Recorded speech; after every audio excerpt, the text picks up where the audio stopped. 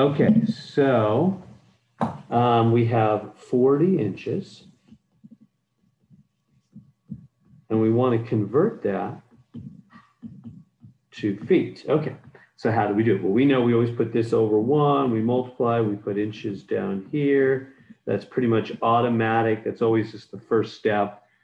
We just always do that because we want to cross cancel out those inches. Okay, but now where do we go from here? Well, we want to put feet on the top because, you know, feet is our goal. Feet is what we want. So that's correct so far. Inches cancel inches. They're gone. We're left with feet. That's perfect. That's what we want. Now, what's the connection between feet and inches? You go to the chart. Again, one more time. These have to cross cancel.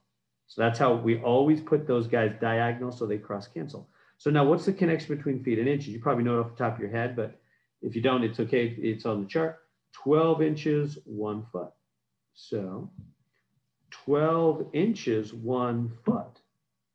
So there we go. So what does that mean we need to do? Well, really we need, if you divide on your calculator, if you go 40 divided by 12 on your calculator, you're going to get 3.3333 forever.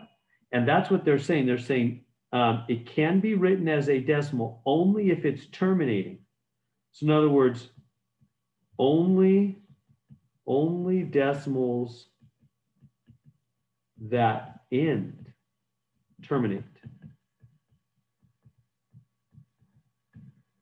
So they don't want decimals that go forever, in other words. We cannot give them this answer. We can't give them the 3s forever. They only want decimals that end. That's what they're basically saying there. Only decimals that end. Well, what do you do? Well, let me give you 2 suggestions. First off, you might just know off the top of your head that 3s forever is 1/3.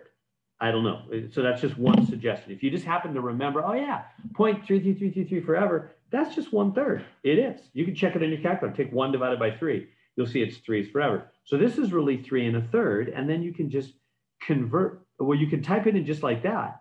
They want a mixed number. You can type it in just like that, 3 1/3.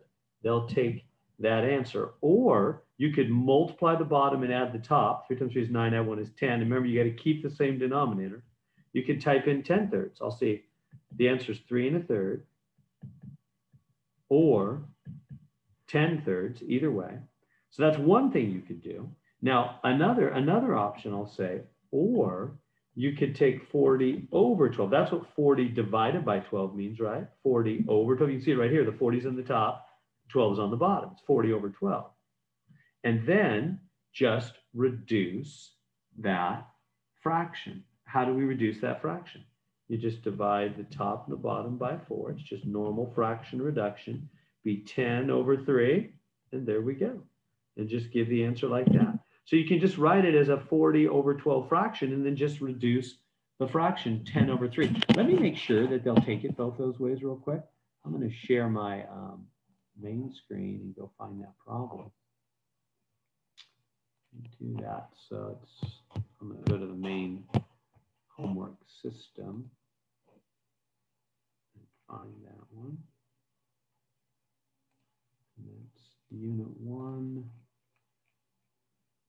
lecture homework number 8, question 11. There it is. 16. What's the answer on that one? 5 3/4.